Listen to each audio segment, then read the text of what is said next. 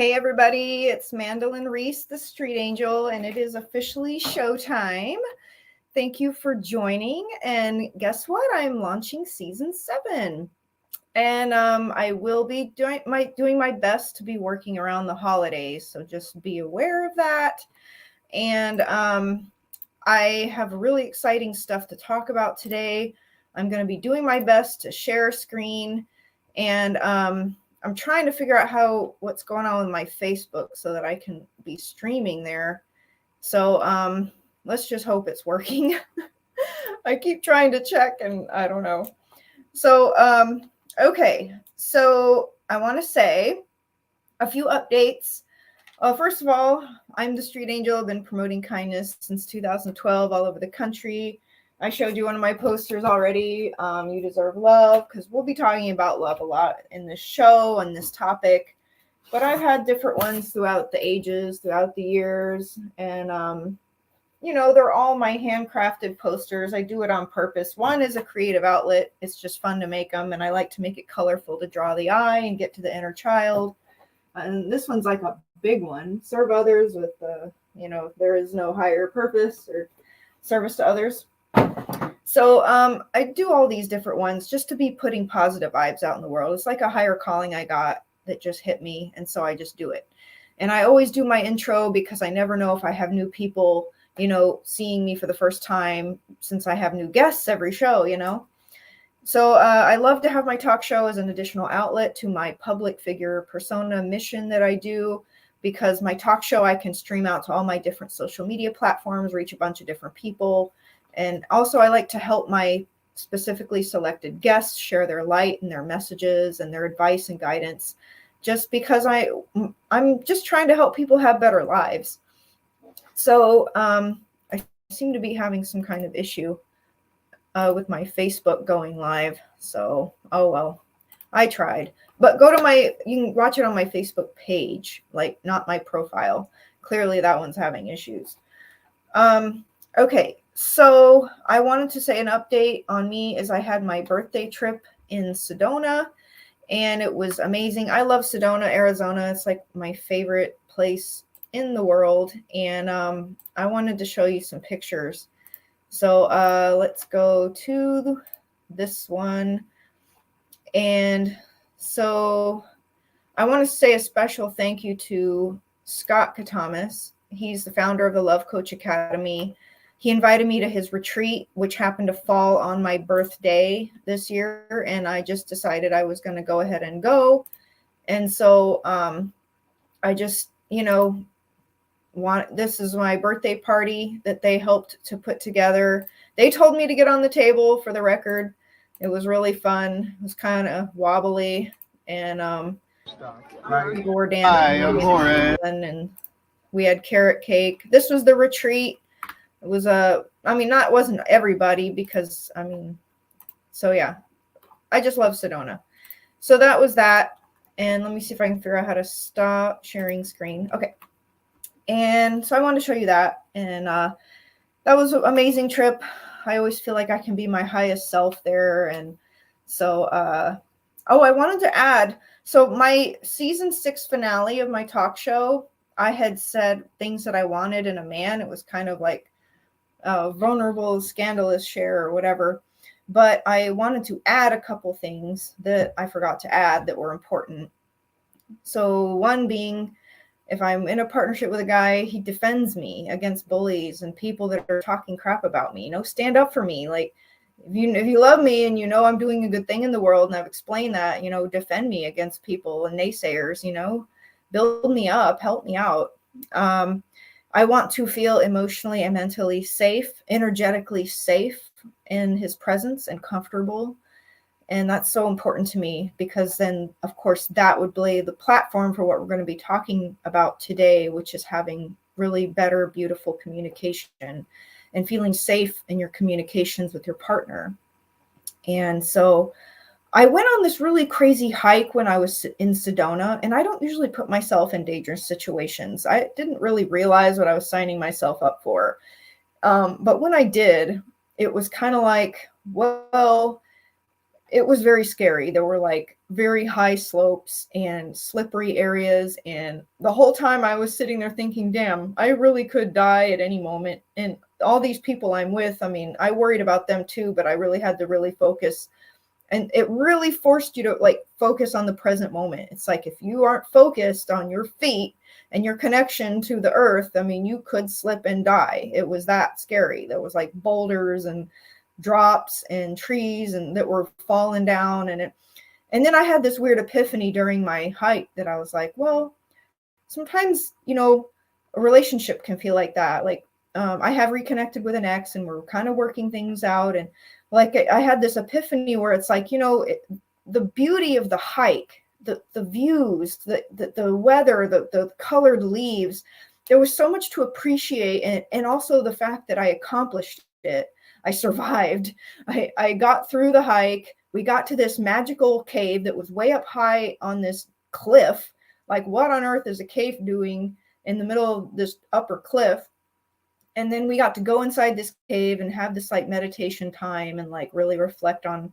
And then, you're sitting there scared thinking, how am I going to get back down this treacherous climb when it was hard enough getting up? And ironically, it felt a little easier going back down than it did up. I don't know why that is. I guess gravity, but I don't know. I was really scared thinking it was going to be harder. So anyway, how it related to like my partnership, where it was like there, partnerships can be very, very difficult and challenging and have these scary moments, being vulnerable. But then it's like there's so many beautiful moments, so many good memories, so much, intimacy you can have with a person. And like, that stuff, the romance and stuff like that is priceless and cherishable part of your life. So I just wanted to point that out.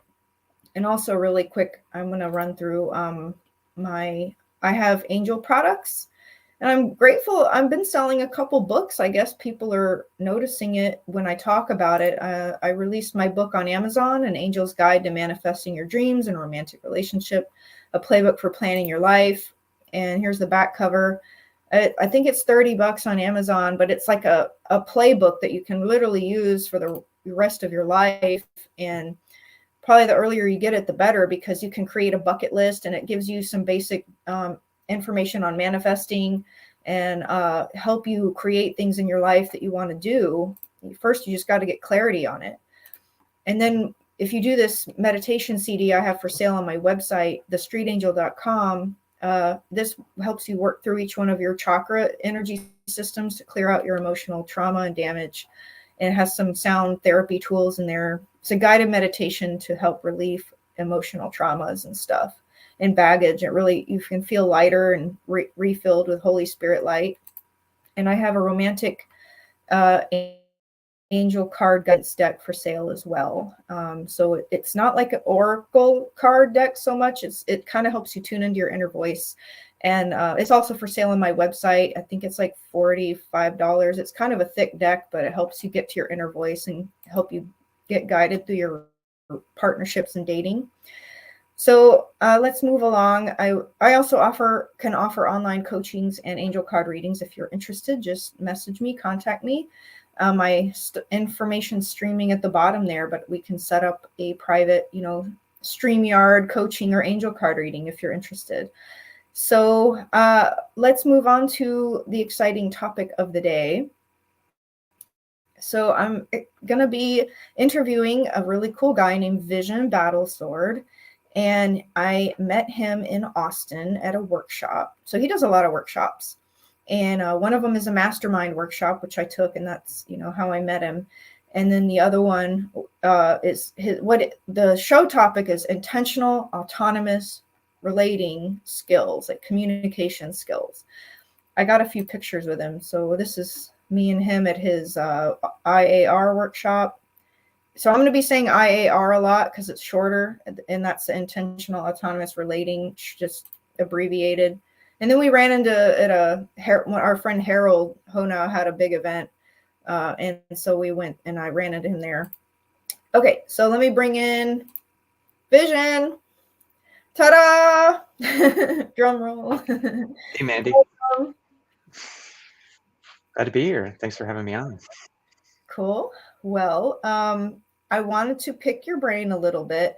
I also have some pictures I was going to show if I could figure out which one that I was going to show of your workshop. So are you open to that? I mean, just of me on the board and stuff. Oh, sure. Okay, cool. So this is a view from your house, right? Backyard? Overlooks Lake Travis and Austin. That's my backyard. Yeah. It's amazing. The energy there is really high as well. So I actually love that heart image. I was like, I want it. So we actually masterminded like, how do you want to describe your workshop? Well, it's a manifestation journey. That's how I would describe it. It's my other project. This is not my IAR project that you're talking about right now. The mastermind project is actually, it's something that I do with a group, and we help people to. It's very similar to what you were talking about earlier with your manifestation workbook and guidance. So we bring folks into a container where we help guide them, as you know, through getting in touch with and getting clear with their highest dream of reality for themselves, their world, and their creations, and then helping them to remove whatever blocks and obstacles are standing between them, any resistances to stepping into that dream and just manifesting and living in that dream. And then creating an activation plan. So with the help of the other guests and the hosts in the container, we all mastermind a specific plan for each guest to start activating that dream in their life tomorrow. Awesome. And what I worked on specifically at that workshop was having my season 6 of my talk show. And I did. And I've done 12 episodes, I think, for season 6. And now I'm starting with you as my season 7. So it was really helpful to do that workshop just to give me the insight, clarity, motivation to crank it out. Because sometimes you just need that push. And I feel like I got that from that workshop. So I do want to promote Visions workshops, people, and I'm going to put his link flowing down at the bottom of the screen there. You can look up his website, and you'll be having events as well. You have some coming up soon, right? Yes. Well, I'm currently, if we're switching gears back to IAR, yes, I'm in the midst of a cycle, which I'm actually planning to repeat indefinitely on a monthly basis now. So Mandy, when you took my, thank you. When you took my IAR workshop a few months ago, that was all the material that I had. It was a 6-hour workshop where I was teaching the basic form of the intentional autonomous relating system, which I'm sure we're going to get into here in a few moments. And so I was going to ask you that loaded question.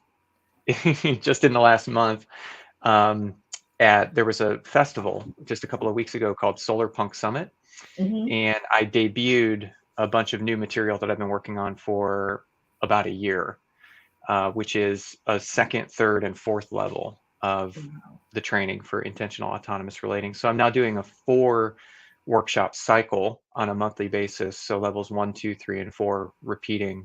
So you can kind of drop into the cycle, start with the introduction, and then take the levels sequentially is the best way to do it. But you can drop into the cycle and then pick up where you left off if you miss any in the next one. That's super cool. Do you get a workbook at each one? Okay. Yeah, well, there's workbooks at the first 3. So level 1, 2, and 3 is like kind of the complete curriculum, if you will. And then level 4 is an all-day intensive. So I'm doing the first 3 levels at a public space in Austin, and then the level 4 is at the same house where you took your workshop a few months ago, Mandy. But it's an all-day intensive where now that you've got all the material, we just come in and we practice and we go super deep and build our skill set. That's really cool. So let's do the loaded question, and it might take you a while. Explain to the audience, what is intentional autonomous relating, and how and why did you develop it, come up with it? That is a loaded question. What is IAR? Well, I call IAR a system of interpersonal flourishing. And what I mean by that is it's a new paradigm, a new way of thinking about relationships altogether. So, and I guess it's easiest to explain in part by way of answering the second part of your question of like, how did I get here and why am I doing this?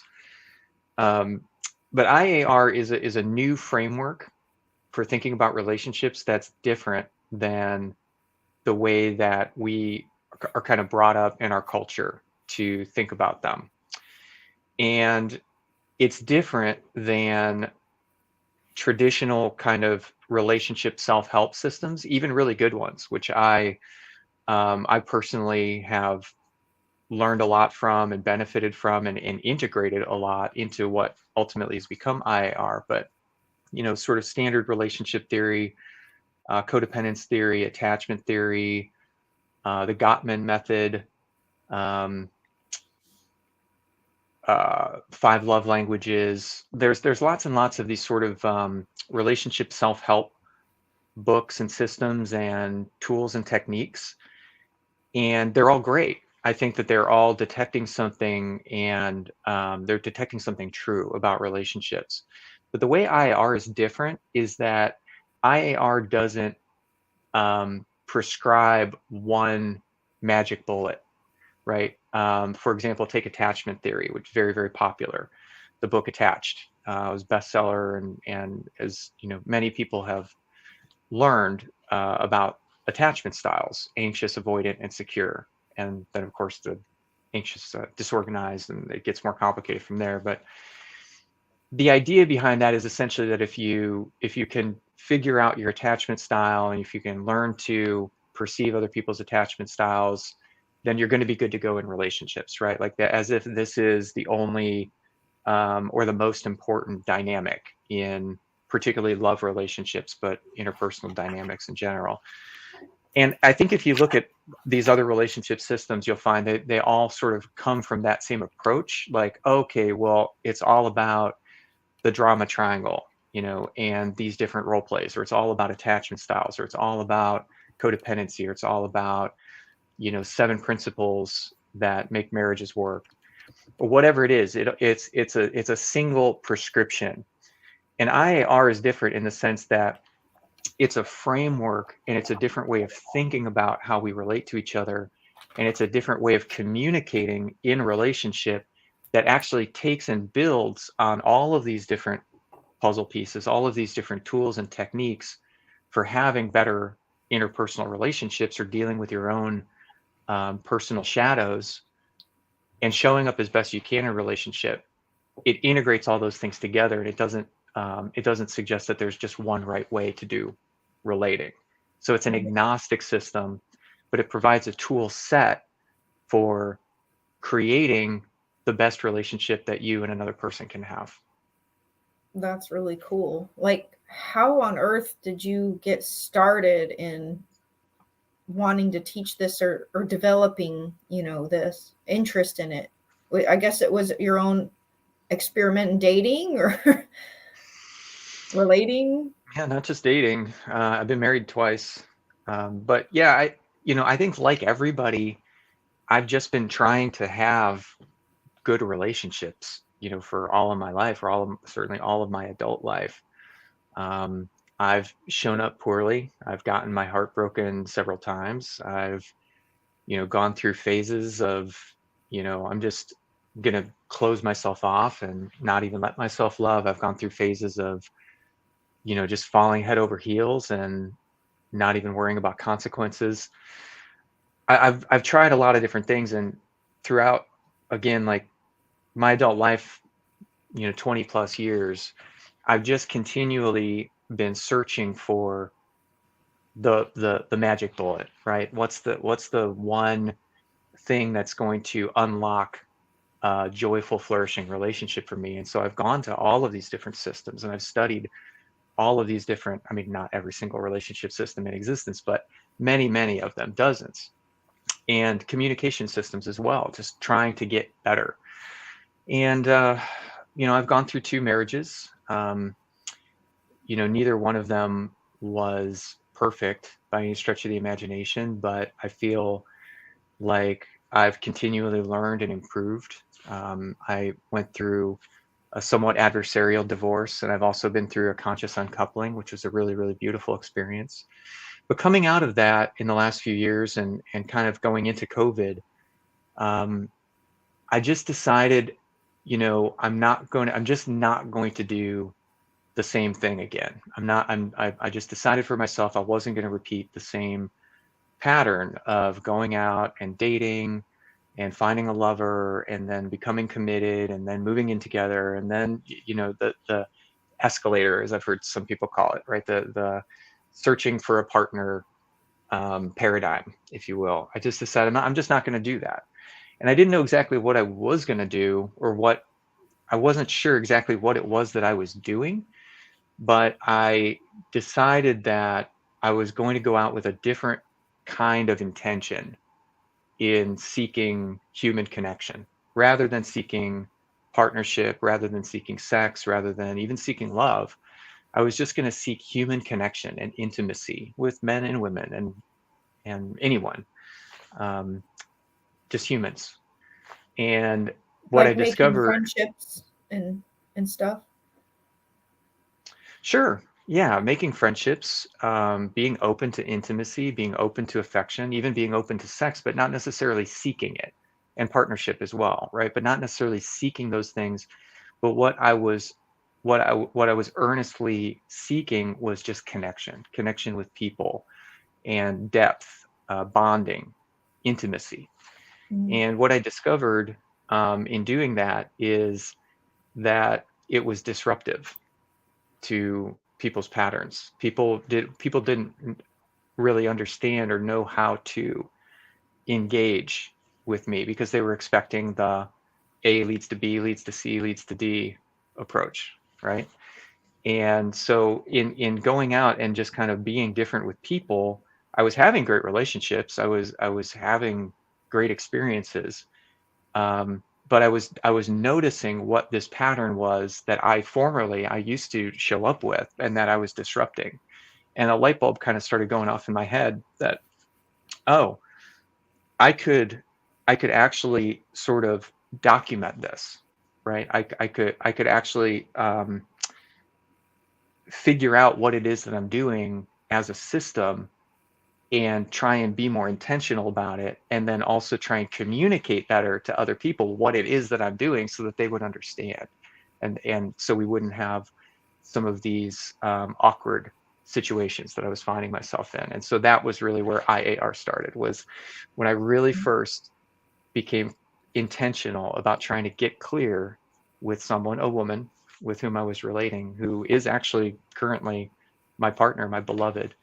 Um, but she and I kind of began this process of articulating what this new thing is that we were trying to do. And now I call it intentional autonomous relating. And um, It sounds people like have been you're in a, encouraging.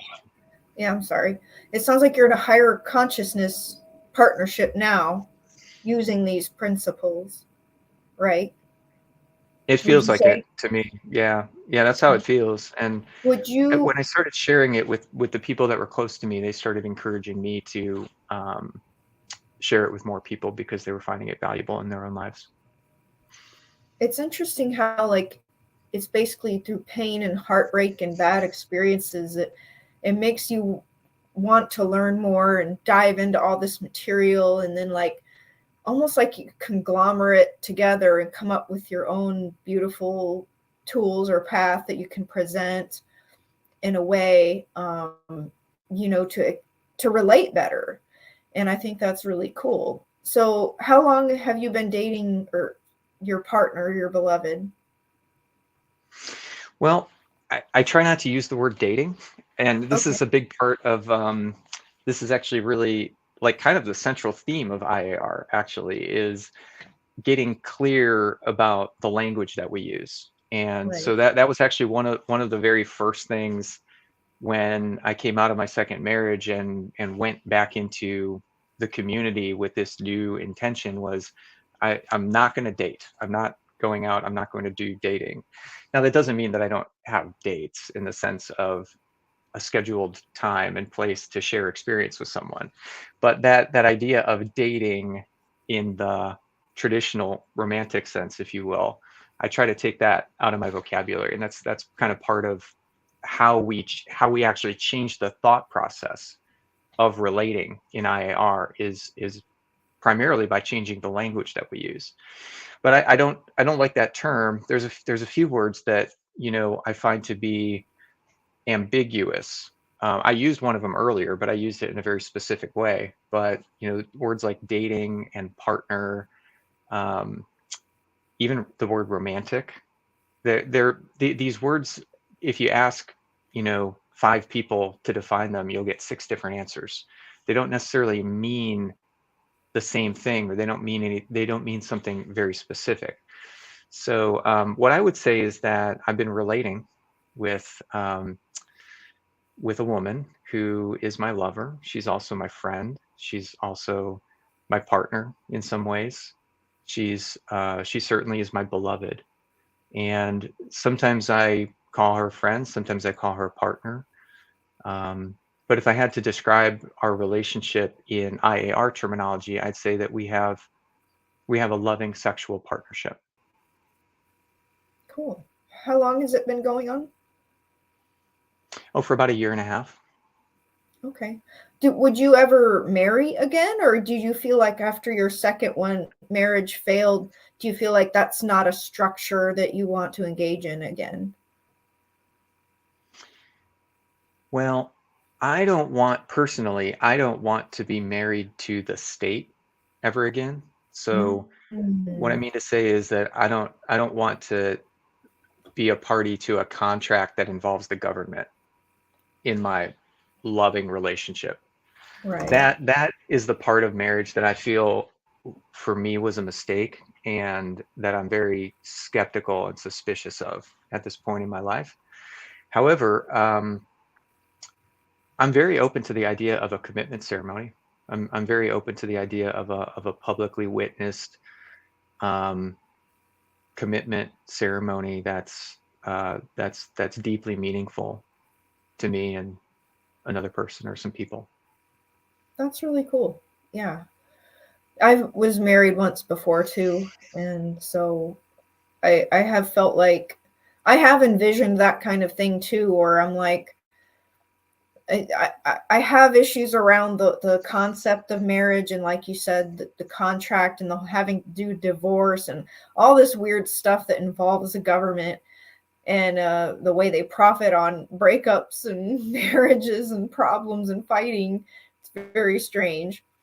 But yeah, I Mm-hmm. can see myself having that kind of like a commitment, ceremony of just displaying the love and having a party, I guess. And but yeah, I resonate with what you're saying, and I want to ask, like, how do you feel like your evolution in your spirituality and higher consciousness within your own self and work has made you a better man and partner?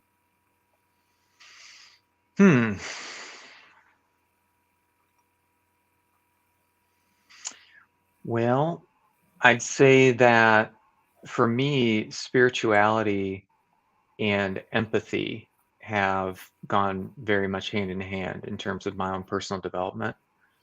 The more spiritual I get, the more empathetic I seem to become, and vice versa. And I believe that empathy has been a huge factor in the way I show up and the way I treat people in general, not just in relationship. Um, and I think that having a spiritual sense, is similar to empathy in realizing how connected we all are, and how much we're all a part of the same experience, different perspectives of the same experience. And I think that, so empathy in the sense of really having an earnest desire to understand another person. It's hard to be a jerk to somebody when you're truly empathizing with them. And I think that's a lot of what nonviolent communication is all about, which is a big Mhm. piece of what IAR is built on. Right. And I think it's also really tough to be a jerk to somebody when you have the perspective that you're really two aspects of the same being at some level. So I don't know if that means I'm a better man. That's a judgment, but I'd say that I feel more comfortable and I feel like I'm in more integrity in the way that I treat people as I've become more spiritual.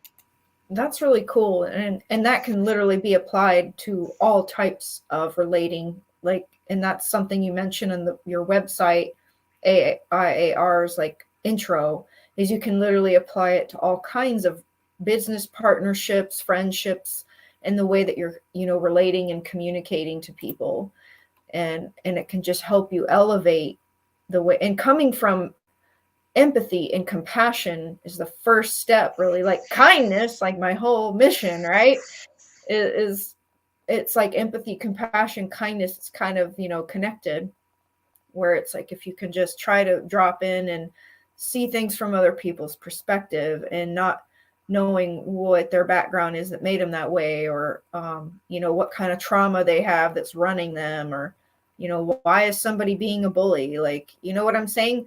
So it's kind of like just trying to have that empathy. And that's something big that the Love Coach Academy that I went to with Scott Katamas and all that, they really preach on empathy and compassion as part of communicating. Like when somebody's telling you something that they have a problem or they're hurt, trying to drop into that empathy and really listening and processing before you respond. And that takes a higher Jedi level consciousness to do, because a lot of people just want to fight or flight, react, like, energetically react. You know what I'm saying?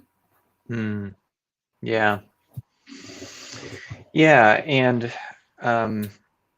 I'd like to, if you don't mind, we're about a half an hour into the conversation here, and I realize that I haven't really explained, we've kind of talked and danced all around it, but I haven't actually explained what IAR really is, yet Okay. in the conversation. Would you mind if I just Yeah, kind of try shoot. and unpack that a little bit? Because Hmm. you're talking a lot about empathy and compassion, and I mentioned it as well. But I want to kind of zero in on what IAR is truly all about. And what IAR is all about, and the name of the system is intentional autonomous relating. And at its heart, what IAR is about is about being sincere with people that you relate to. And you're correct. IAR is not specifically for what we would call romantic relationships or loving sexual relationships, if you will. It's for all kinds of relationships. It can be for friendships, it can be for acquaintances, it can be for short-term, long-term, committed, non-committed, etc., partnerships. But what's at the heart of IAR, if empathy is like at the heart of NVC or nonviolent communication, and if your audience hasn't looked up nonviolent communication, I would highly encourage them to check that out. But if empathy is at the heart of NVC, what's at the heart of IAR is sincerity.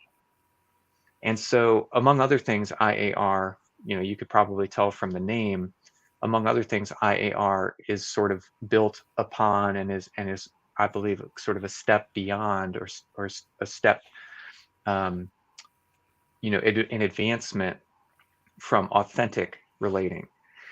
And so, what sincerity means to me is it means authenticity with earnestness. It means showing up in relationship, being willing, not only willing to reveal what's true for you, your actual true heart's desire, what you really want, being willing to share that, being um, you know not having any desire to conceal what your true intentions are, and being genuinely curious, earnestly curious what someone else's true heart's desire is, what they actually really want from you, and not just from you, but from other people as well. Like what is the entire scope of my heart's desire, is what I want to reveal, and I actually want to know that from you as well. And autonomous means showing up as your whole and complete self. And this, in my opinion, is one of the key antidotes to codependency. Codependency is having a sense of attachment or unwillingness to let go of another person, and also um, getting needs met, but in an unhealthy way, right? Sort of exchanging dysfunction is what codependency is all about. And what I've found in my life and in my relationships is that we've been taught to show up in a relationship with some values that our culture tells us are good and correct, but are actually sick and dysfunctional. And one of those key values that I call from the old paradigm is that self-sacrifice is the highest form of love. And what IAR suggests, and what I truly believe, is that the highest form of love is actually showing up in your own power, showing up resourced, showing up with your own sense of completeness, and then therefore being available to actually give from a genuine place of care, from a genuine place of joy and celebration of another person that you're choosing to relate with. That's autonomy, is relating by choice, not out of fear or a sense of dependence or a sense of obligation. And so sincerity and clarity, if I can sum up IR in 2 words, that's what it's all about. It's about showing up with your true, authentic desires and intentions, being willing to be honest and vulnerable in sharing those with another person, and having the tools or the language to actually be clear about what it is that you truly want from a partnership or from a relationship of any kind. What is your advice if you find yourself in partnership, but you don't feel that sense of safety to have open, authentic communication or share things because maybe their trauma or their pattern of reaction that makes you uncomfortable? You know what I'm saying? Like, do you have any advice on that? Yeah, that's hard. And that's where, IAR, I hope, I mean, I know from my own perspective, but I hope it comes through for people. IAR really comes packaged with a sense of humility to it. I don't purport to have all of the answers with this system. And safety, basic safety, basic trust, basic integrity and honesty, those are things that IAR can't solve. IAR is built on those things. And so what I would recommend is that there are other tools available that, like some of these other books and systems that I mentioned. But the first step to being able to really have sincerity and clarity and intentional autonomy in your relationship is basic trust and safety have to be there. So if those aren't there, then I think before you can really do IAR, and IAR might be able to help put some stability and some structure into a relationship while you're trying to rebuild trust and safety, but those really need to be present. And there are, in the higher levels of IAR, I'm sort of talking at a very, very basic level, like an introductory level right now, but at the higher levels of IAR, I do actually start to explore things that go beyond the basics of what we do in relationship, like friendship and partnership and love and sex and intimacy and things like that, into things like safety and creativity and power, and healing and a number of other things. But that's kind of going into the advanced part of IAR. Yeah, that's one of my questions on my list was if you wanted to touch on what does each level kind of talk about, if there's like bullet points or what does level 2 kind of go over, or 3, and Sure. Well, you know what? Would it be okay before I get into that, would you mind if I put a slide up on the screen that just kind of goes over the basics of IAR with a Absolutely. visual? Because Go I know ahead. that like what we've been talking about, I think for a lot of people, they might be swimming in these concepts and like not sure exactly what I'm even talking about. So I'm gonna just go ahead and present my screen, if that's all right. Mhm. Perfect. So what I've got on the screen here is what I call my IAR cheat sheet. And this is something that I give out freely at festivals and at any of my workshops. You can pick up a copy, a copy of this. It's just a half page that has everything that is in the basic framework of IAR on it. And so none of these concepts is explained in detail, but it'll help you to get a visual of what the basic system is all about. So thank you. So the most fundamental piece of IAR is the channels, and the channels are social needs that we can get met in relationship. So when I came out of my second marriage, I started doing this thing which I didn't have a name for, and before I broke it down, um, I didn't, I was playing around with these concepts, and when I really started to get clear was when someone asked me to define romantic. And that was, I'm kind of a language geek. Y'all have probably figured that out by now. And so this is kind of what happened, what spilled out when I took the word romantic and I broke it apart to deconstruct it to find out what all is in there. And what I found is these 10 channels. Well, I found most of these 10 channels. I added some later on. But the channels of relating are sort of the different ways that we can have a relationship together, and they don't have to come as a package. In the old paradigm, we're told that they do, that things like affection and intimacy, love, sex, and partnership in particular should come as a package, and they should all be exclusive. Like you're supposed to share it with one person and you're not supposed to share it with anybody else. Now, of course, we've got some more modern concepts like polyamory and open relationships. And I'm not going down that path right now, but just to be clear, there are these concepts of these things coming as a package. And what IAR does is it takes them apart and suggests that they can actually be treated individually and put together into whatever package you want, whatever package actually makes sense for you and another person or people that you're relating with. Now, the next piece is intentions, open, closed, and seeking. And you've heard me use this language in just kind of the natural way that I'm talking about my relationships. And so the intentions are essentially, what would you like to do with the other person in these channels? Would you like to have intimacy? Are you actually seeking it, which means you would like to initiate having intimacy with someone? Or are you just open to it? Like, well, I'm not going to make the first move, but if you do, I'll receive. Or are you closed to it, meaning I actually don't want to have any relating in this area? And then we also can add some conditions and clarifications to this. Then we make boundaries and agreements. And that is essentially the basic form of intentional autonomous relating, is to have this kind of a conversation with someone where you're talking and speaking your intentions, like, hey, I really am open to all of these things and seeking these other things.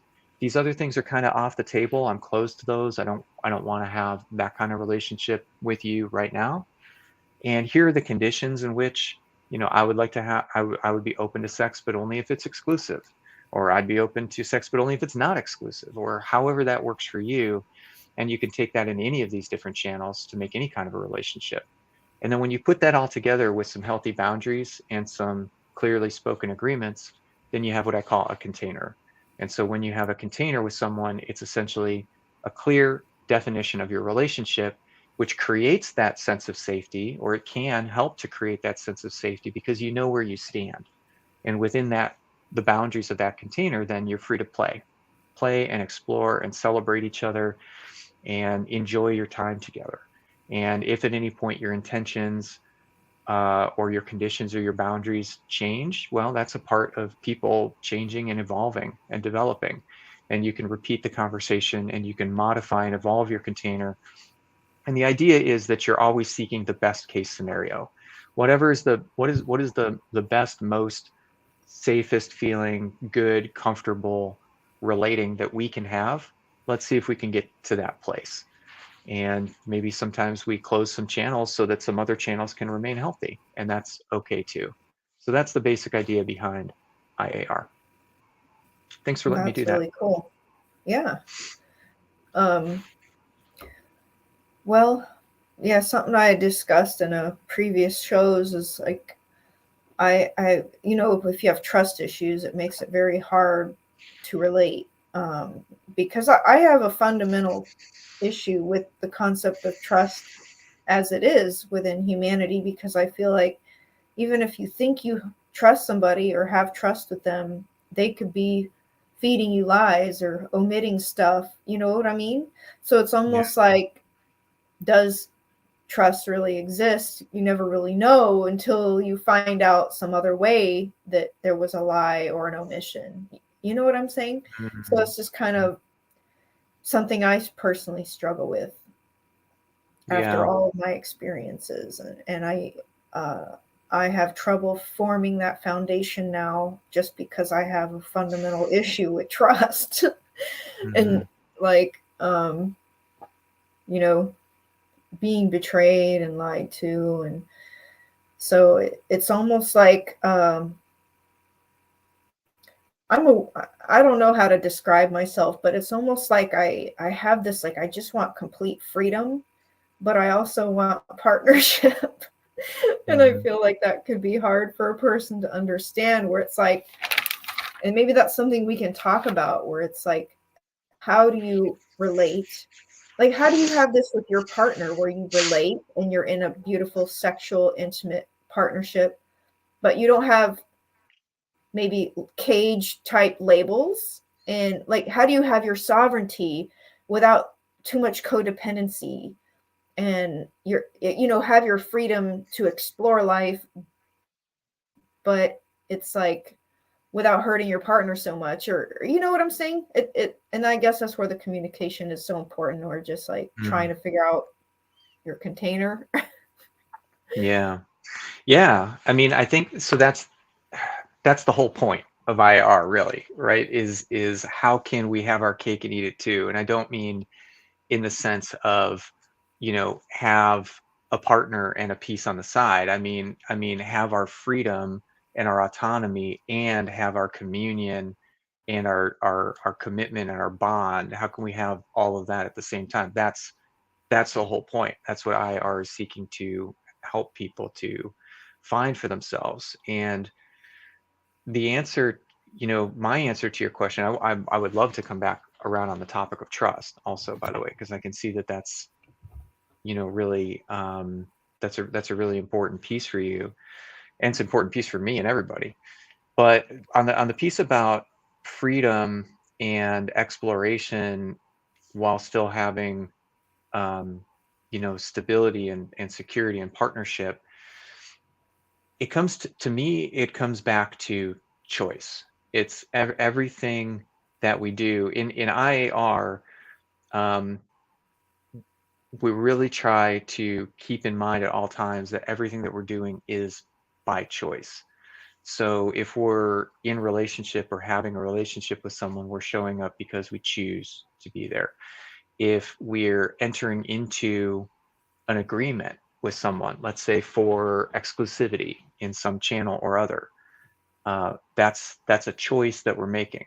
So you're essentially saying, I would prefer to have have this particular channel be exclusive with you for whatever reasons, personal safety, um, because I value this relationship, and I honor your wishes, and I would prioritize your comfort over, some aspect of my own freedom or ability to explore.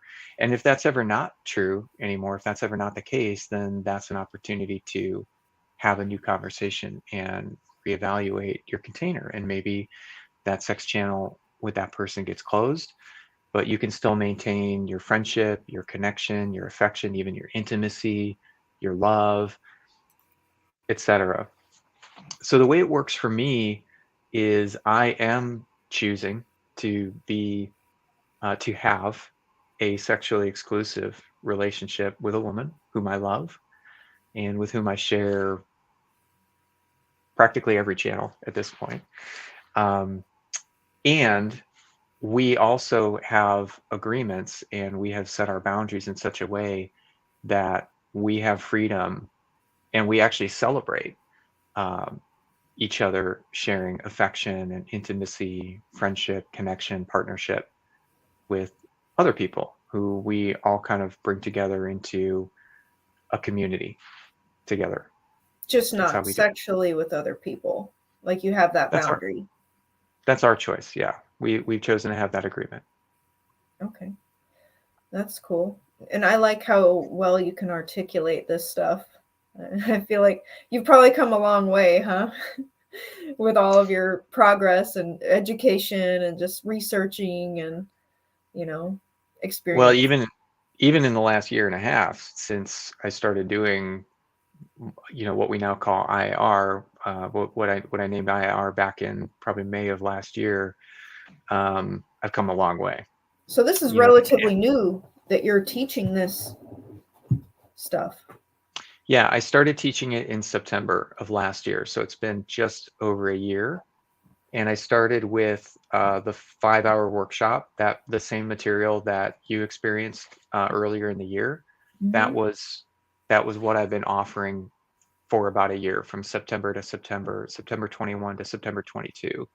And then this last month in October, I just launched all the new material, which has more than doubled what's available. So what would you recommend for people to heal like an anxious attachment style? Do you have any recommendation for healing that? Like should they go to counseling or therapy? Hmm. Yeah, I would suggest, well, there's several books on attachment theory that you can certainly take a, type the phrase attachment theory into Amazon search engine or anything, and you'll come up with several books. The classic is called Attached. That's the one that has become very popular. I don't know that that book has, one of my criticisms of that particular book is that it doesn't really have a lot of prescriptions for how to move from an anxious or an avoidant attachment style into a secure attachment style. But in general, I find that a secure attachment style and a sort of healthy sense of autonomy and a sense of self-esteem they all kind of go hand in hand. I feel like they're all kind of a cluster of the same um, personality characteristics that come from, in general, doing personal development work, healing trauma, and developing the skill sets of that are the antidote to codependency, like honoring yourself, creating healthy boundaries, and Self-love. self-love. Yeah. I feel like that is actually a lot of work, and it's as much healing and therapy and counseling and workshops and retreats that I have done. I almost feel like it's a daily practice. I mean, we get negative thoughts all the time. Our brain just cranks them out. So like it's like important to practice positive affirmation. Sometimes when I'm feeling really down, I will literally pull up a YouTube video of just nothing but positive affirmations that are saying in my ear, and it helps. It Mm. literally, sometimes you have to reprogram your brain to something more positive, because we are sometimes our own biggest enemy, our own biggest bully, our own thoughts just ragging on us, attacking ourselves, like criticizing ourselves. And it's especially hard when you're aging and you're like, damn, like, what is this wrinkle and what is this love handle? And it's like, it only gets harder, but it's like you have to try to love yourself even through the aging process and through your difficulties. And I keep positive affirmation quotes like plastered on my walls just to have them in my face and Mhm. my awareness and my in my vision. You know what I'm saying? Mhm. So I'm just speaking on it to encourage others to do similar, like, because I feel like it's just helpful, you know. Do you Mm. do anything? What do you do for your self-love or practice? Do you meditate? Do you do breath work? What kind of stuff do you do? I journal and I garden mainly. Those are my two most sort of meditative, inwardly contemplative practices. I'd say gardening is my number one, um, the number one gift that I give to myself, because um, it's for whatever reason, it's some of the most joyful time that I ever spend is when I'm working in the garden, working with my hands in the earth, and it really fills me up with energy when I do it. And I also, it tends to be very meditative in the sense Grounding. of grounding and just being still with my thoughts. I'm not still, of course, I'm working, but my mind is a lot more still when I'm Mm, gardening, and that's also when a lot of insights come to me. cool. Well, thank you for sharing that. Mhm. I wish I meditated more, but I journal a lot myself. Like when I feel compelled, it helps my soul just let stuff out, I guess. Crying, believe it or not, I'm kind of a big crier. When I feel stuff, it usually comes out as like tears. Even when I feel angry, which it takes a lot to make me angry. I'm not angry very often, but it usually manifests as crying or tears. Not like I'm not really like a fighter or that kind of person, but um I had one other question. I kind of touched on it, but I asked you like five questions in one sentence, so it kind of got jumbled away. Mhm. So tips for loving a partner but not feeling energetically caged by the relationship. I don't know if you have any opinions, Hmm. thoughts, blurt outs. Yeah, it's an interesting phrasing, because so I've been exploring the energetics of relationships um, in the last year, especially with my lover, my partner. And I wanted to say earlier that you're commenting on the way I speak about relationships and all this sort of stuff, and like the development of this whole system and this particular relationship with my lover, her name is Dawn, over this last year and a half has just been like I don't even know how to describe. Just, I mean, we've been through such a journey together. It's been so joyful. It's been challenging.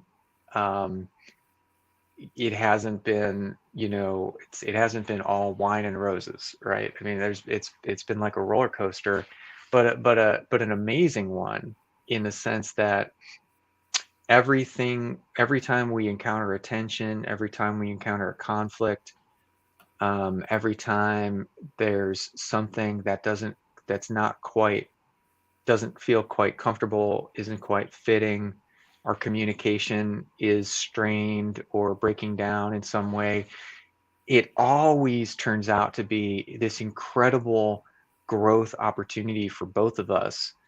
And in being committed first and foremost to our love for each other, Mm. and also to our friendship, um, and frankly, to the enjoyment that we get from each other in many ways. um, we we are just like sort of stubbornly, you know we're stubbornly committed to solving whatever it is, and whenever we do, it becomes this new revelation A that new level. Yeah. comes into IR. And it's like this relationship that we've been having is like surfacing. It's bizarre. It's like surfacing every common challenge and pitfall and difficulty that people, generally speaking, have. And it's not just that relationship. It's also many of my other close, intimate, personal relationships, friends, partners, others in my life that also have been helping to surface this, but primarily it's been my relationship with Don. And so I've come a long way in the last year, is what I'm trying to say, especially in the last year and a half in general. And part of what's come up for us is this whole idea of energy exchange, energy transfer, the energetics of relating, which go beyond just the clarity of language, that go beyond getting specific about the behaviors that are that feel comfortable to share with each other, that feel comfortable to share with other people outside of our container and so forth. Beyond that, there's the emotion. Beyond that, there's the energy. Beyond that, there's even the spiritual element that I've been exploring and discovering. And all of that is coming into IR. The energetics in particular, the most recent thing to get added. To answer your question, what the easiest way I can answer your question is to say that I think that the energy, the energetics of how a relationship feels can be separated in the same way that the channels that I showed you on the screen can be separated. The actual things that we do don't have to come intertwined. Like, I don't have to have my affection and my intimacy and my love, all come as a package with one person and exclusive. I can separate that out. And I think that same thing can be done with the energy centers as well. So in other words, you can have your love, you can share your love, you can give and receive that energy freely, or you can give it freely if that's what feels good to you, even if it's not necessarily all that same energy isn't necessarily coming back. And you can also keep your energy in other areas, in your sexual creative center, in your power center, in your intuition center, whatever those other energies are. You can keep those, or you can make those connections and share those. And if it's not feeling like that energy is in balance, you can pull your own energy back. That's the simplest way I can explain it quickly. But I also want to come back around to the topic of trust, and I wanted to say something about that. And it has to do also with the question you asked about attachment. And the piece that I want to say is this might sound a little weird because it's contrary to what we, generally speaking, have been taught in our culture, either through our parenting or our peer group, or just what we absorb through media or whatever. But what I'm going to say is that it's really important to be prepared to leave a relationship. By which I mean, I don't mean always having one foot out the door and like having your bags packed or whatever, to use an analogy, or maybe your literal bags packed, but that's not what I mean. What I mean to say is that if you don't in your heart know that you are going to be okay and that you can take care of yourself and be with yourself and you don't need to be with anyone else, if you're not at that point where you actually can feel that in your heart and know that in your mind, that's where attachment and that's where codependency are going to come from. And if you don't trust the person, whoever it is, whether it be a friend, a romantic partner, a family member, or anyone, if you actually don't in your heart trust a person that you're relating with, you won't be able to have a healthy relationship. You have to repair that trust, or you have to be prepared to reclaim your own autonomy and set your own boundaries. And maybe that means not relating with that person. But what I've found is that when trust gets broken, but you can have an honest, open conversation about it, and when someone is actually ready and truly seeking to rebuild trust and to demonstrate through their behavior, to demonstrate through how they show up energetically, emotionally, and in all of the ways that they want that trust to be rebuilt, it actually can be rebuilt stronger than it ever was before. Like when you are trusting someone without any evidence of whether or not you can trust them, you can actually be stronger when you've gone through some fire together, when you've gone through, some hurt, some damage, but repaired that. Then that trust can actually be rebuilt stronger through that experience. That's my personal experience. That's a good point. And yeah, I mean, a lot of people can find truth in that for sure. Well, do you feel complete, or do you feel up for one last question? I'm ready for one more. Yeah. Okay. Well, not to put the challenge on you, but would you feel comfortable sharing a real life example of something that you used your IAR skills to get through an issue with your partner?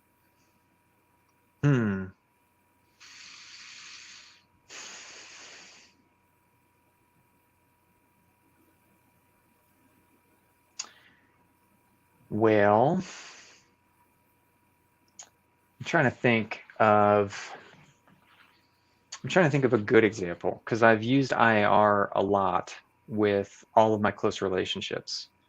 So it's hard to pick one specific Instance. example, because we're all kind of using IAR with each other at this point all the time. So Cool. I'm trying to think of a really good one. A juicy one. Yeah.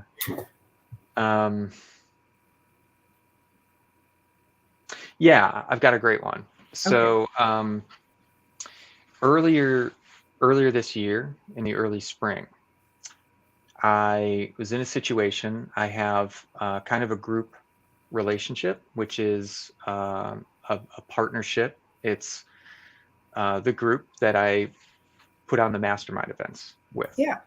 And so there's 5 of us, 3 men and 2 women, and we, Good people. Thank you. I appreciate that. We We're all very, very close, very intimate, very affectionate. We have a very strong friendship, very strong partnership, and most of the channels, but explicitly non-sexual. Well, within that container, some sexual energy started to come up, and that created some tension in what I'll call my primary partnership, my relationship with Dawn.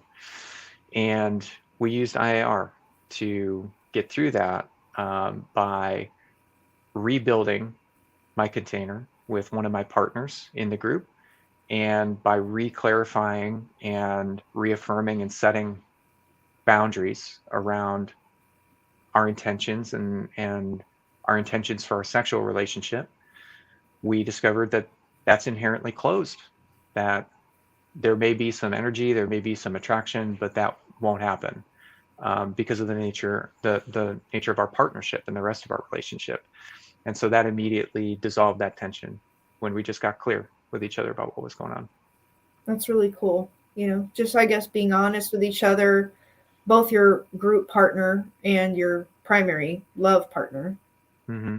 So yeah, just literally having to talk it out, like you said, set boundaries if need be, and that can literally be applied to all kinds of situations out in the world, like in where people work with coworkers, or managers, receptionists. I mean, any level of relationship. I mean, it's just about being clear on, okay, how am I feeling?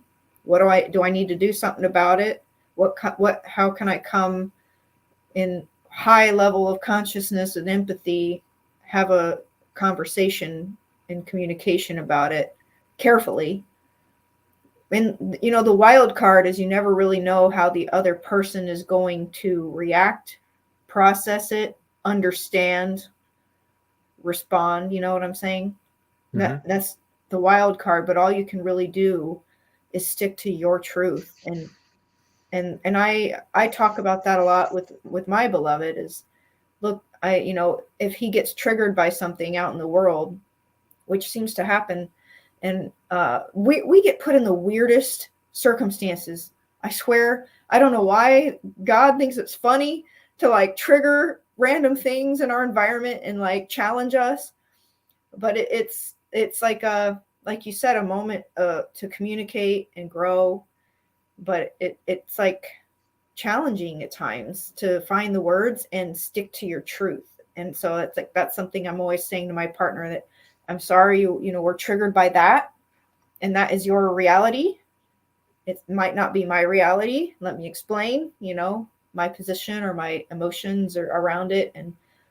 And oftentimes if you do it right, you can have a rebonding, and heal your love and make up sex, maybe. I don't know. It just really, every situation's different, right? So, or sometimes you need to take a time out from your partner if things get a little too heated or emotional, or you're exhausted or something. And that is part of self-love and sovereignty, and not being too codependent is recognizing when you need some space or some time apart, or you need to go take a nap or a bath, or go watch a baseball game, like, hey, the World Series is on tonight, so that kind of stuff, right? Yeah, exactly. Couldn't agree more. Well, I want to conclude that. I think it was a really great, super cool show, and I want to thank you so much for your time and coming and being a guest and sharing this information. I hope some people got a lot out of it or took some notes. I'm a big note taker. I don't know if whenever I'm looking over here, it's because I'm like writing something down. I'm like, oh.